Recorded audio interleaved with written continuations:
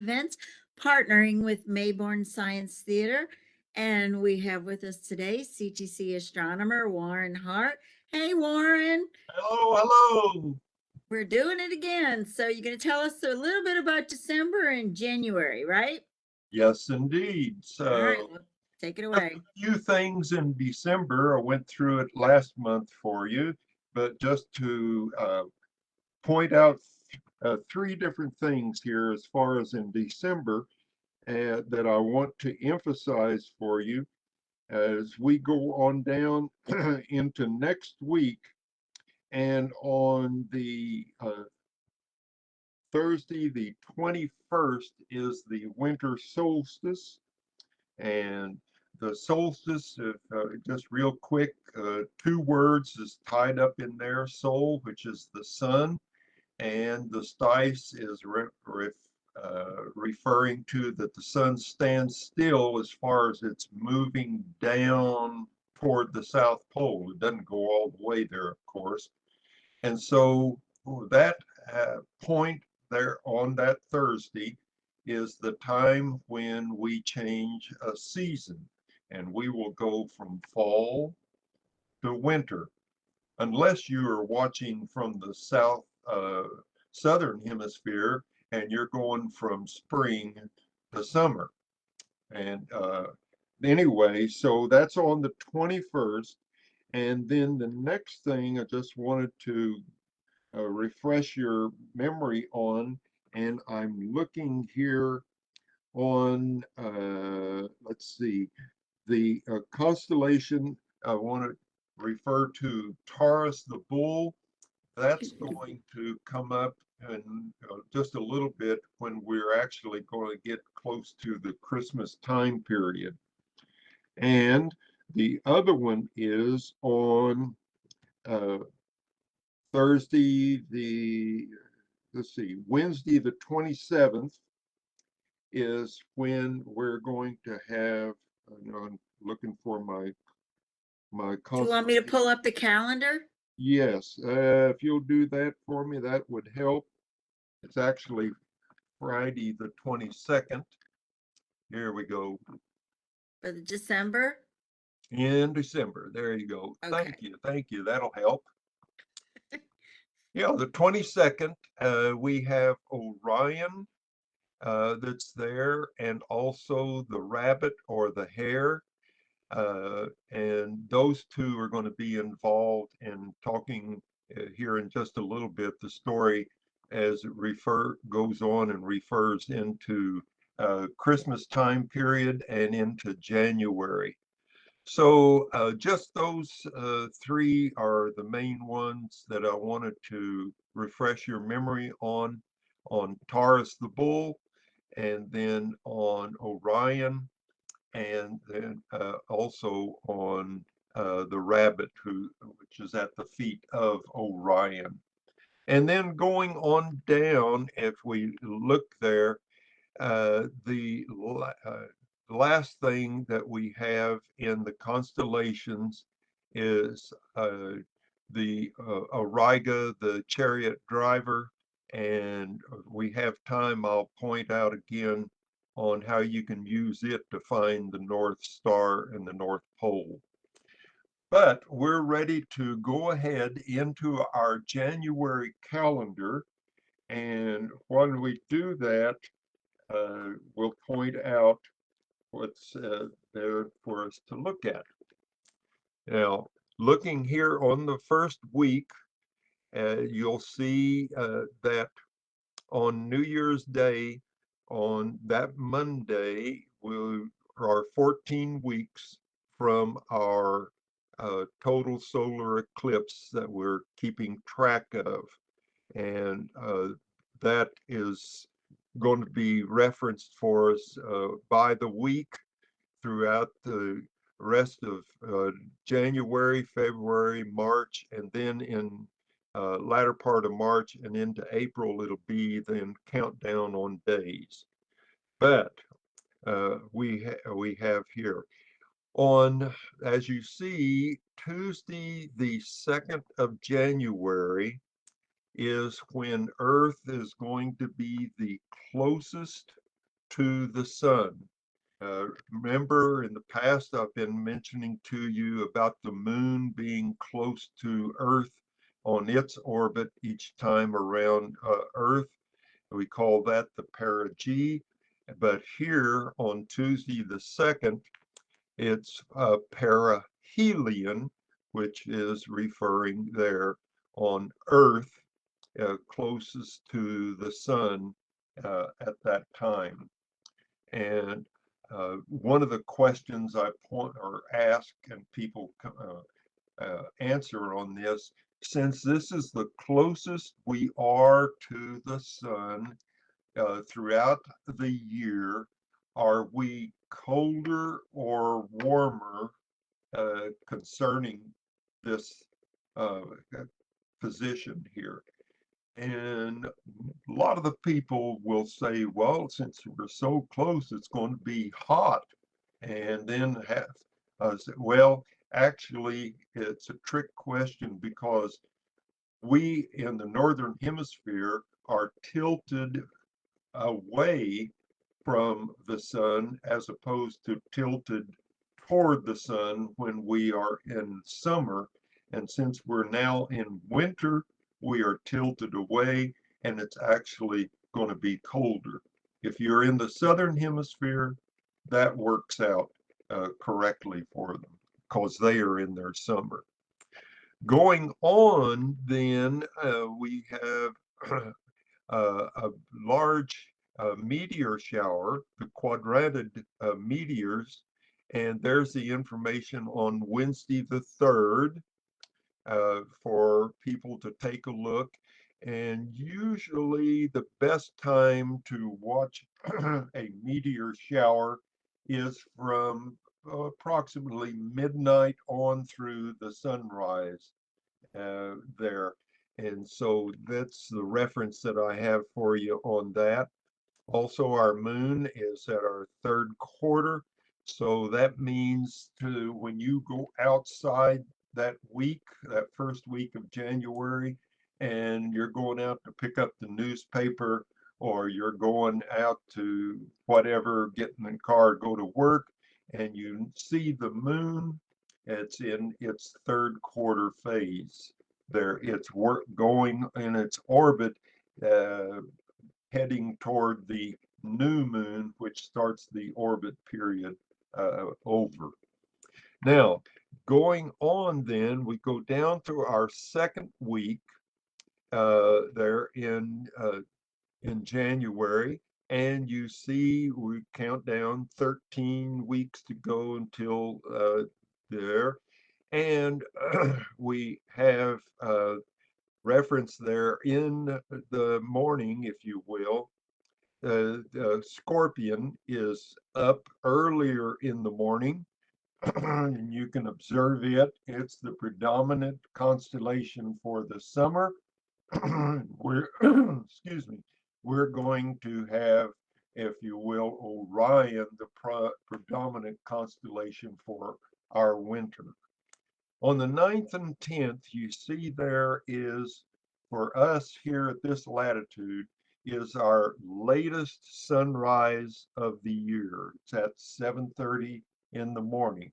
And then after that, as slowly in time, then we will start our sunrise will begin to be earlier each day as we go on. Then on Thursday the 11th, we have the first of our 7 constellations for January. And we have there 2 constellations that I want to, if you will, to point out. And the first one is going to be Orion. And Cindy has there already for us. Orion. Orion? Uh-huh. Okay. Okay. Oh, Canis Major, excuse me. Canis Major, yeah. Yeah, Wait, okay, my error. Was there we looking go. at getting some There we other. go. Okay, and Canis Major is important because if you look at the map there in the white area, that is the area in the sky that is uh, set for the Canis Major, that there's that large black dot there, and that is for the star Sirius, Sirius. And it happens to be the brightest star in the night sky. And that's why it's such a large black dot there, because that's the only way we can uh, delineate there how bright or dim a star is. And so there it is, Sirius. And there are two reasons that it is the brightest star. One is that it is very, very close to us. And in fact, it's within probably, I think it's the third closest star to us. There's a couple others that are closer, but they are not that bright. And if you'll scroll down to the next page there, so they can see that information. And if you scroll, you will see there, as I go down, find number 7, Sirius, the alpha, and you see that the visible, eye visible magnitude of it is minus 1.44, which is the brightest of all of the stars, with the exception, of course, of the sun, which is a star. But we have here, and the other reason that it is so bright is because it's the closest star to us.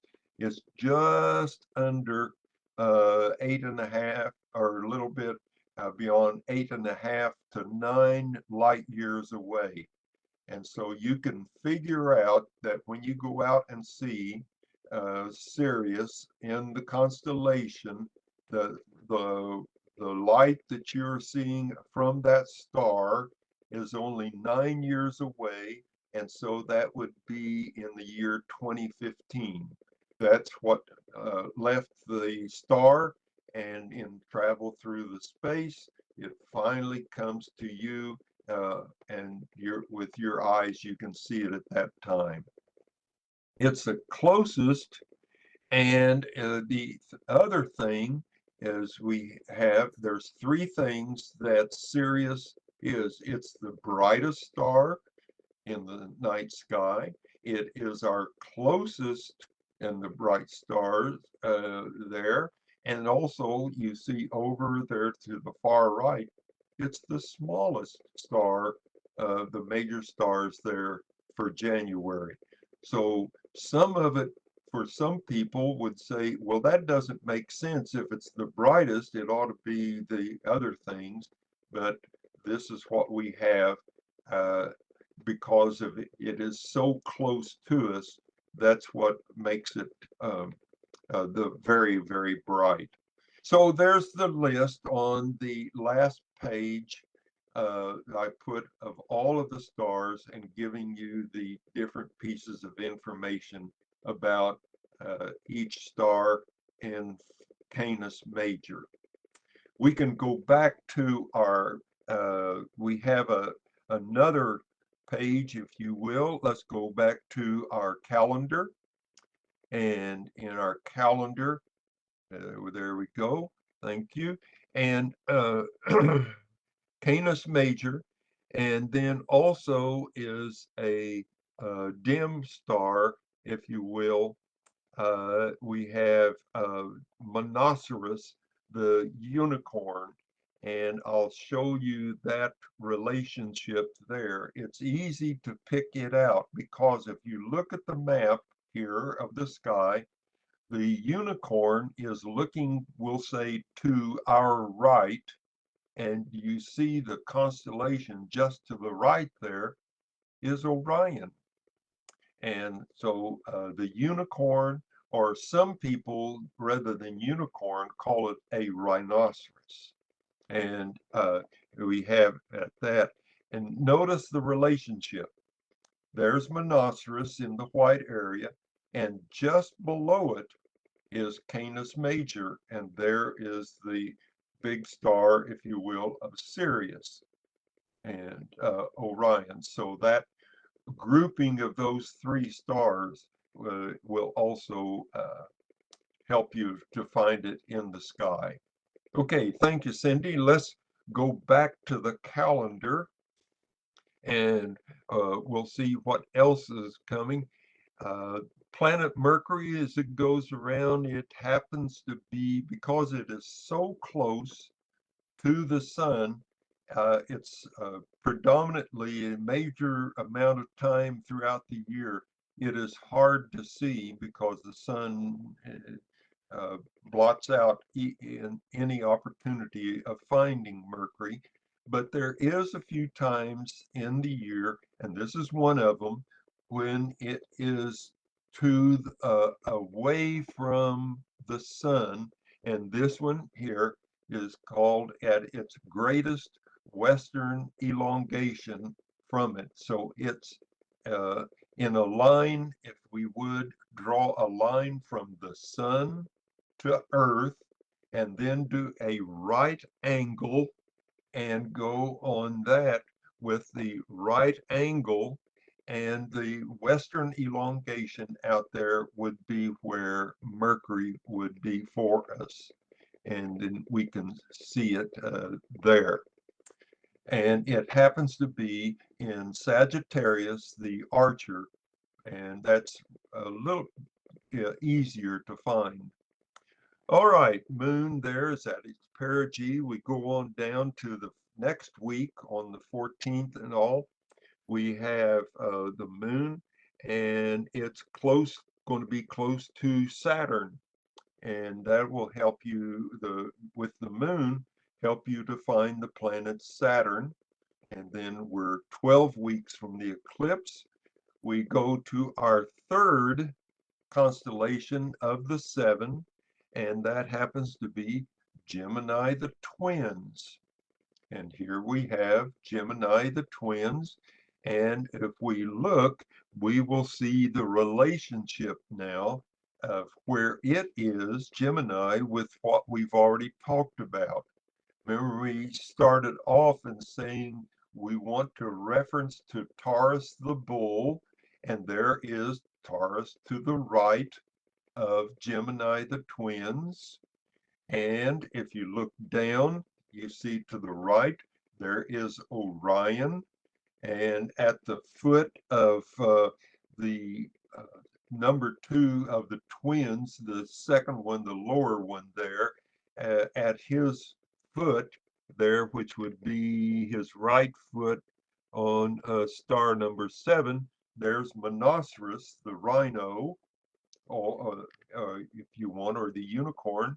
And to hit that right is Orion, and we go back to the left, and there's Canis Minor. So this area of the sky, once you recognize it, is very easy to help you to find all of these different ones in the sky and help you to reference all the different things there. Okay, now we go ahead. Oh, and by the way, notice on Gemini, right at to the right there at the border of, on Gemini and Taurus the bull, you see a yellow colored circle, and it's on there S, and that's for the sun, and that's where the sun will be when summer starts on, or the summer solstice in June, and following the path on it there. Okay, let's go ahead and let's go back to the calendar, see what else we have. And we have gone on through, we had Gemini the Twins on the 16th, we had the first quarter on the 17th, and then we go on over to Saturday the 20th, and on Saturday the 20th, the sun is in Capricornus, and the moon is in the Pleiades. And that is in the relation to help you to understand again. And Cindy, if you will bring up the constellation of Taurus the Bull, which was at the early part of the December calendar. There's Taurus the Bull, and you notice on the bottom left, there's Orion for us. On the upper, to the definite, straight to the left, there's Gemini the twins. But look at Taurus the bull and the other circle, the green there, that is what we would call the Pleiades, or the Pleiades. And I've referred to that when we did it earlier in the last month. And the Pleiades, that's Latin. And we also have another name for that, and I wonder what it is, or who can remember. And let's scroll down to the third page, Cindy, and we'll see if they thought about the correct name for it. And we'll look down, if you will, and we're going to see what is the name, what is it that it has there on Taurus the bull. And let's get our late page. Okay, scroll back up a little. Keep going. There you go. Thank you. And the circle there, that yellow circle, includes not a galaxy, but a cluster, and that's Messier 45. And if you read through, you see it's got a number of names for it. The Pleiades out there on that first line, Pleiades, but in Hebrew, there's Kaima. And notice on the next line, in Japanese, it is Subaru. And then we have Seven Sisters, and there's my name for it. I call that the Teeny Dipper. I have four: teeny, small, large, and giant dippers. And this is also, there, the other thing on it is the brightest open cluster that's in the sky, a cluster of stars. So there's Subaru for you if you want to point that out to anyone that's looking with you in the sky. Let's go back to the calendar. And as we continue on this, we've gone through, if you will, the Gemini, and we've gone over now to, if you will, on Thursday the 18th, the moon is close 2.5 degrees from the planet Jupiter, and the moon will help you get the relationship of how close it is to, that is the planet Jupiter. Saturday the 20th, we have the sun moving to another constellation, Capricornus, the fish goat. And also the moon is going to come, and at 8 o'clock in the morning on that 20th, it's going to be close to those Pleiades in Taurus the bull. So a lot of things will help you to find different objects in the sky. Let's look at the next week there on the 22nd, 11 weeks to go. And again, the moon, as it goes across Gemini, the twins, there is another help that for us to find another cluster of stars. Next, on Tuesday, the 23rd, is our fourth of the 7 constellations for January, and that is Canis Minor. That would be Orion's little dog. And Cindy has that already up for us. So let's take a look and see if we can figure out the relationship to it. The first thing I would say, notice the star there, number 4, as it points up to the north and east, and it's pointing at Gemini, the twins. Okay, so that gets us a reference of where it is in that very busy part of the night sky. Directly underneath Canis Minor is Monoceros, and what would be to the right of Monoceros and to the south and east a little bit of Canis Minor will be the constellation of Orion. So here's a very interesting area of the sky that will help you to get familiar with it. And I encourage you at any time when there's a specific constellation that you're interested in, you find it on the astronomy page for Central Texas College, and you can go to that constellation and you can download the map of it and also the final page that has the information of what all those numbers and letters mean. And you can print those out, and then you can use the information and that map when you go outside to help you to locate in the sky and what stars you are and objects you are looking at. So, and that's free there in the astronomy page. Okay, let's go back to the calendar. Let me show them real quick where you're talking about, okay? Okay, all right, All tie right, that in from the there. library page, it is a study guide and it's astronomy. So that's where we're getting the calendars and all the maps from. Sure. Okay, Good. all right. Good. Okay, sorry, Yeah. didn't interrupt. You were just talking about it, and if somebody didn't know where we were talking about, now they know. Now they got it. Good. Now they know. Thank you. Okay, so that was Tuesday the 23rd. That was Canis Minor. We go on now to Wednesday the 24th, and the moon, as it's still going across there, it's still in Gemini, the twins, and it's going to be close to the initial star of Castor. The Castor is the one that's the first one or the one to the right as we would look at the twins.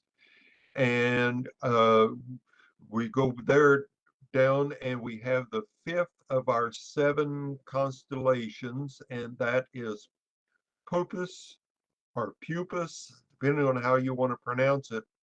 And that's the stern of the mythical ship called Argo Navis. And Cindy has that ready for us to take a look at. And now we can tie this in because look what is right next to Pupus there is Canis Major. And there is the big dog, and that big black circle, that dot there, that is the one that we want to use, if you will, and for us, and we're looking to find Canis Major and the stars that are there. Okay, now we go on down, and you see that it's a long constellation, and we are getting down close to eventually to the southern horizon. So we're going to go a little bit further after a bit in January, and as far as that, but we have Canis Major that should help us use it as a pointer to up to the right as you go into Orion, and on down to the left over here to Pupus and the other constellations. So let's go back to the calendar, if you would. And on our calendar, see where we are. There we are on Wednesday, the 24th, and that was Castor, and then also Pupus. So that's uh, the fifth constellation for us. We'll go to the next. On Thursday, the 25th, we have the moon finally at its full location, and brighten the evening, the night sky that we have there. And we have our sixth of the seven constellations, and that's Volans, and that's called the flying fish. So this will be a little harder for us to find, but let's take a look and let's see if we can even find it. Well, here's the question. Can you, from here at the planetarium at this latitude here at the campus, you look out, can you find and see Volans? What do you say? And I'll You leave it have, at, you have to go to the South Pole to see it. yes, you got to get in your, Lower. that's right. And you notice it's down below our southern horizon uh, there. So uh, we cannot see it until you travel to the south. Now, there is notice to the right, and this was last month, there was what's called the LMC, and in the white little box for it, the Large Magellanic Cloud, and it's a galaxy that is easy to see for the sun from the southern hemisphere. And my wife and I have been down there, and we could see that real easy. To the right, further earlier in the year, is the Small Magellanic Cloud, and it's named that because of the captain of the ship Magellan, who was the first European who went completely around the world and kept a log of it. So we have his logbook that is describing certain things. And they did not call this what they saw in the sky up there. They didn't call it a uh, a galaxy. They didn't know that. There was no idea that there was anything other than our own stars here. And the only thing they could come up with is cloud. It looked like a faint, misty cloud in the sky. And that's how they did what they did for that. Okay, let's go back to the calendar. And in the calendar, then, as we're continuing on, we had, let's see, there it is on Wednesday the 24th. And now we go now to Thursday the 25th. The moon's at full location. And we had Volans. We just talk about this. We go on over to Saturday the 27th, and that's when on January I will start up the constellation, doing the constellations. And from January all the way next year through September of next year, the presentation will be the last Saturday of the month. You have recognized that in October we had to move it because of Halloween. November we moved it because of Thanksgiving. December here it's because of Christmas and New Year's. But now from January on for 9 months, it's the last Saturday of the month. And there you see what I have listed there, that we're going to have another seven constellations as we begin through the 2024 year, getting those additional seven in February. And in it also, early in the morning, is planet Jupiter is going to be available to see there, and it's in its east quadrature and far away. Of course, at 1 a.m. in the morning, we don't have any worry about the sun. But anyway, you can see that. Let's look at our last week or partial of the week for December or for January, excuse me.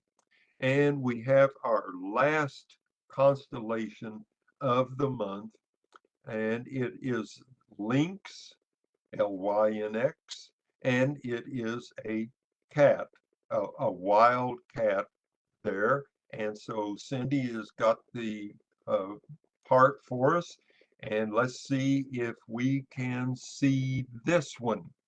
Can we see lynx? Well, what do you think? Oh, we can, uh, I don't know.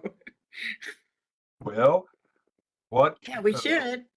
yeah, we can, Yeah. because let's start up with the top uh, whatever color, red color that is.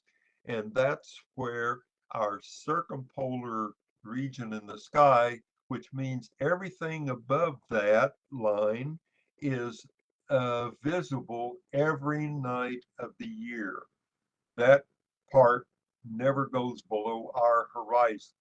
So from there, that long line, and I'll just say that for the lynx, they must have been tracking the lynx of where it was going through the forest, where that long line is. But anyway, we have that, and then we come down, and just below the lynx is our latitude.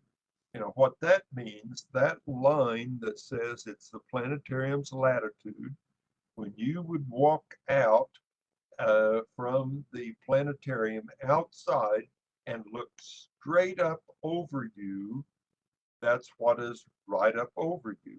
Look over there at Gemini, and you see that Castor there is almost on the line directly overhead. We would see, and then Pollux is just down a little bit lower. And the bluish line is the Tropic of Cancer, which is the line where the sun in its travel, and for it will be as it starts moving up toward the north, that Tropic of Cancer is the farthest north our sun will come for us up in our hemisphere, the northern hemisphere, and then we are in summer. So there we have that. This is the last of the constellations. Let's go back, if you will, to the calendar and see if there's anything else. We have on Monday the 29th, we're down to 10 weeks. The moon is at its apogee. And remember, the moon is an elliptical constellation path, not constellation, but an orbital path.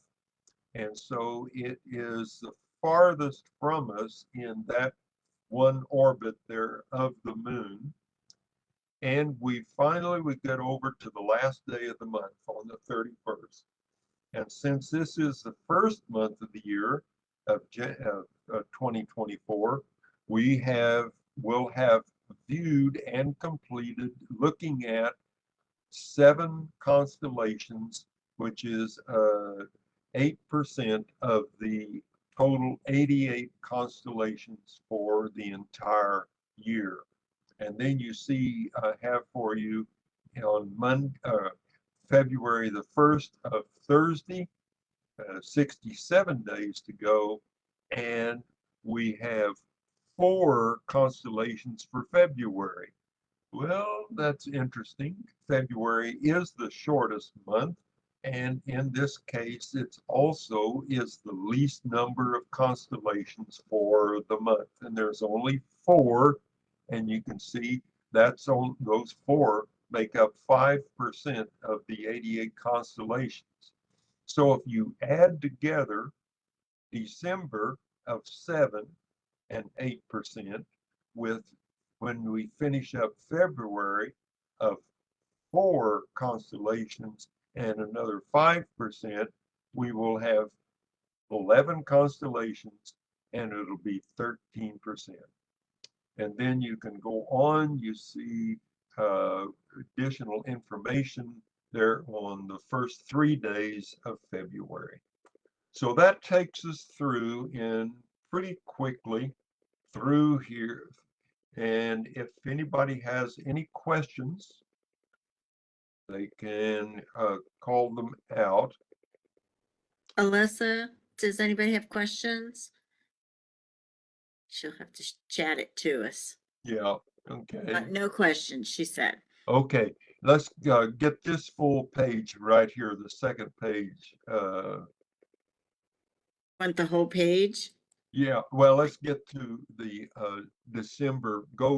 Bring up the Oh, December calendar for me, the second page of the December calendar. There we go. And here's where we are. We're on Wednesday the 13th, and that's what we're doing right now. And then we have tomorrow, Dorado, the swordfish. And then you notice on Saturday, this coming Saturday, the 16th, the moon is going to be the closest to us, the 10th closest for the 13 uh, perigee uh, points throughout the year. And also this coming Saturday at 5:30, when I will be going through in the planetarium and looking at what we just talked about here, those 7 constellations for January. And then in addition, what I will be doing this coming Saturday evening, after I get through all of the constellations and answer questions of whoever wants to ask something, then I'm going to mention that I'm going to continue on with 2 additional constellations I want to point out, and they refer to the biblical story of the birth of Jesus. And if the person is in there or people are in there that do not want to stay for that, they can get up and they can leave, and that's no problem at all. I understand.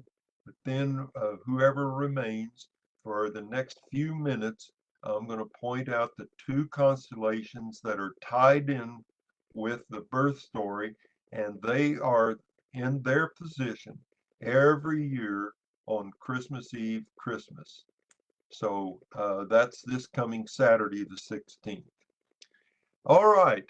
I think we've gone through, reviewed, or reminded ourselves of what's happening the rest of this month of December, and then what to look for in January, and being ready to go through and learning and refreshing our memory on the sky. And Cindy, if you will pull up Orion for me, the constellation, and let's look.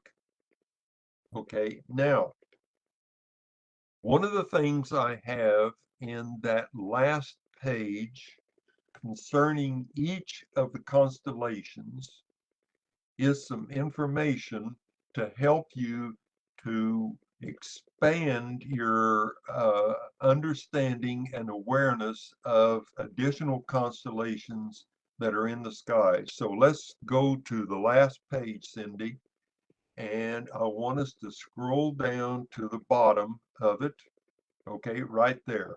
Now, after the list that I have of all of those stars, the 24 of them, I do have included in there at the beginning of the list of the stars the earliest viewing date that you can begin to see Orion, and then the midpoint, and then here's the latest in there. But anyway, there's some additional pieces of information that I've put in on each of the constellations that's there. If they have any asterisms, what is an asterism? An asterism is the name of an object in the sky that somebody years, centuries, or millennia ago, whenever, looked up in the sky and said, you know, I think that looks like, and in this case, I'll use it, that looks like the belt of the constellation Orion, the mighty hunter. And so the belt The three middle stars of Orion are there, and that's its name, the Belt of Orion. It's an asterism because that is not the name of a constellation. So it can be called something, but it's not a constellation. For instance, I would say majority, if not all of you, are aware of what's called the Big Dipper or the Little Dipper or other different things that are in the sky. And those are asterisms that we have there. But the other thing that I wanted to point out in our time here, I always also include what are the number and how many constellations are on the border of the main constellation we're looking at. So here's how it goes. So in this case, for Orion, there are 5 constellations that are touching the border of Orion. And to help you to begin with it, I start with a clockwise movement, if you will, starting at the 12 o'clock northern border. And so there they are in order. It's Taurus, Eridanus, Lepus, Monoceros, and Gemini. Then I have any interesting information, and I've included more stuff in there that you can read and see. Remember me talking about solstice? If you look down the last paragraph of interesting information, there it is in a little more detail for you, the summer solstice, what that means. And then if there's a constellation or some place in the sky you're interested in, you can always look at the very last part of the information I provide, and it says here, for instance, you want to see Orion. Okay, that's good. Well, you must be either at a certain latitude or between the two latitudes. Now let's look. And so the latitude, the delta, is for the latitude there, and you have to be at least, you can be as far north as 79 degrees, which is way up in Canada, and there, and you can, if you go down into the southern hemisphere, and if you go down to 67 degrees, way down toward the South Pole, or they're on those two latitudes or in between, you can see all of Orion. Beyond that, either one of them, you're going to start losing a part of it. So let's go back, scroll back up to page 1, if you would, Cindy. Okay, go on and let's get the full page. And if you'll, yeah, get there, that helps.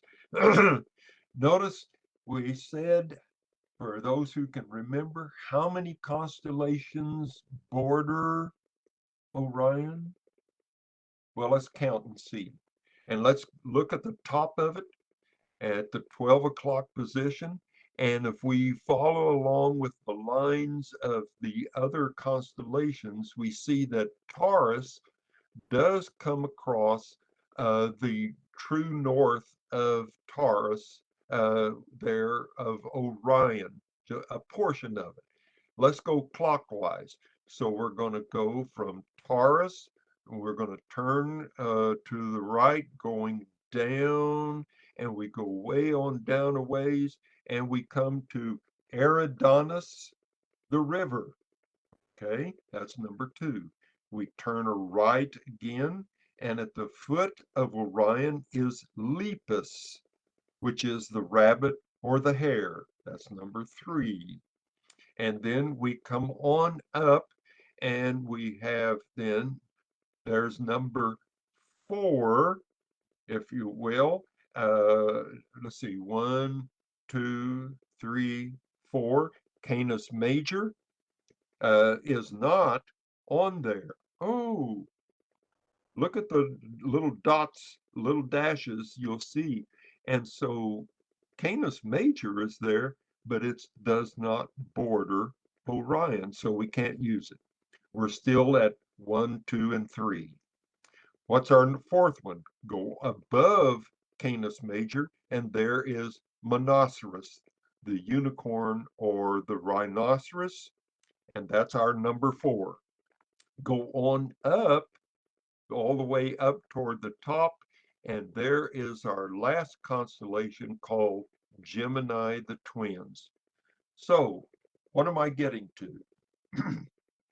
You are interested in expanding your awareness and ability and learning more of the sky, and you know and you can see Orion. It is so easy to see, but you want to learn a little more. So at the minimum, if you look in the listing on the astronomy page for the library at Central Texas College, and pick out any of these 5 constellations, you will then expand and you will get the next one on there. So if it's either Taurus, Eridanus, Lupus, Monoceros, or Gemini, and you can then take step by step expanding your ability to learn more and recognize more of the sky. And every constellation includes the bordering constellations of that constellation itself. So, Cindy, there we are.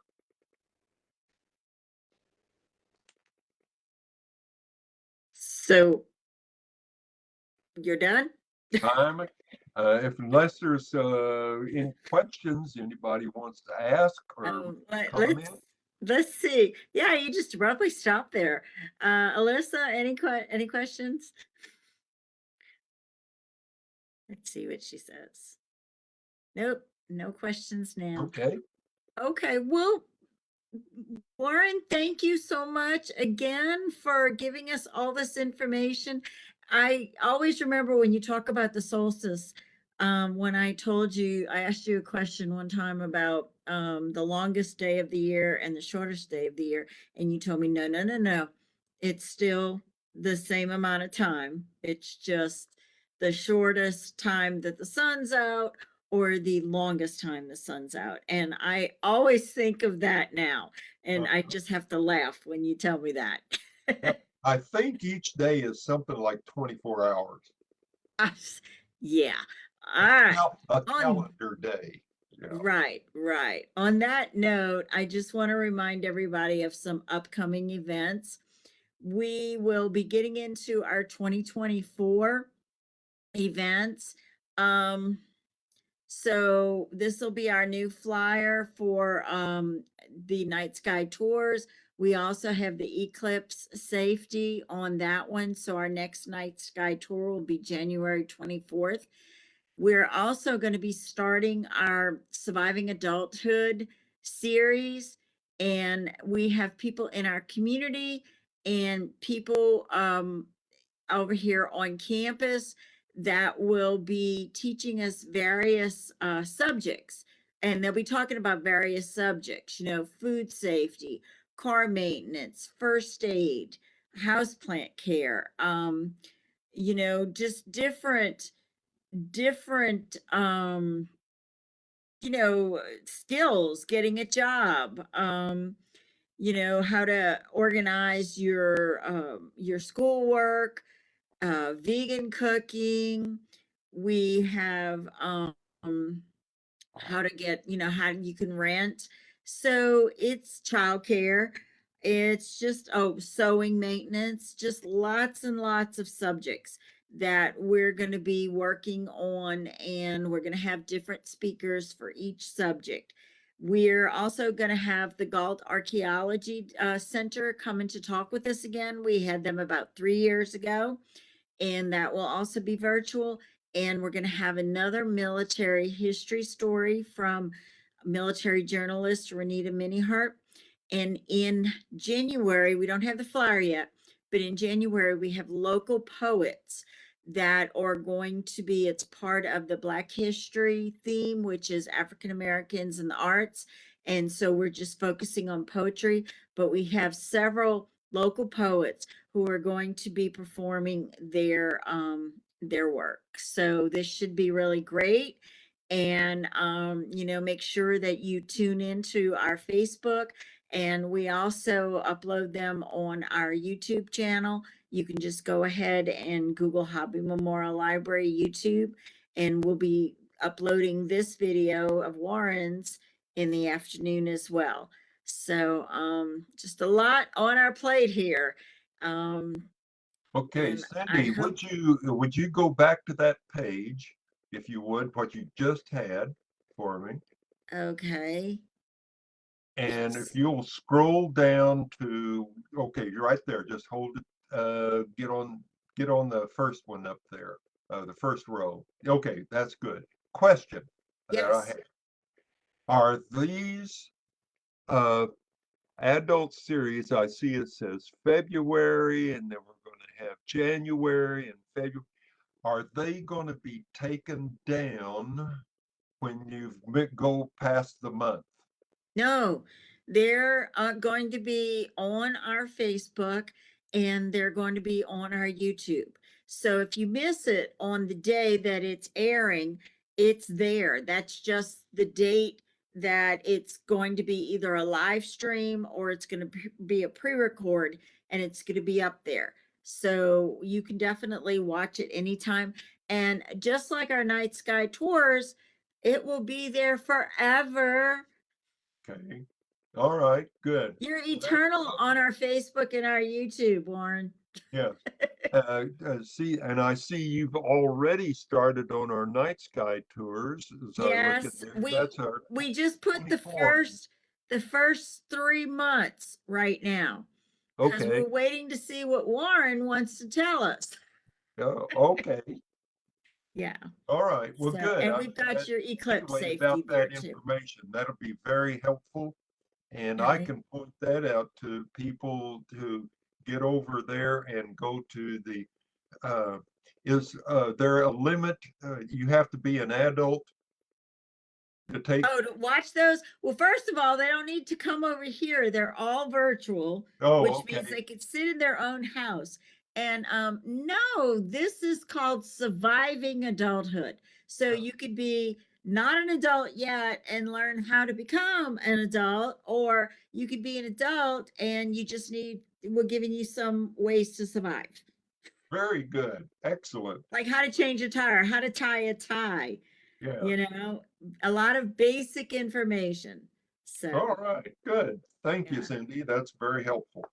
you're welcome. Well, listen, Warren, thank you again for we were joking before this started that all this is in his brain. So thank you for your brain again. No, you're welcome. That's why Sharing I the have my information. hearing aids in to keep it from flowing out of here. If I don't, it'd just run out of my ear. Okay, all right, we believe that. Well, listen, guys, you guys have a great winter break, and make sure you relax, and we will see everyone in January. So Good. happy Looking forward holidays, to it. and yeah, just have a good time and be safe.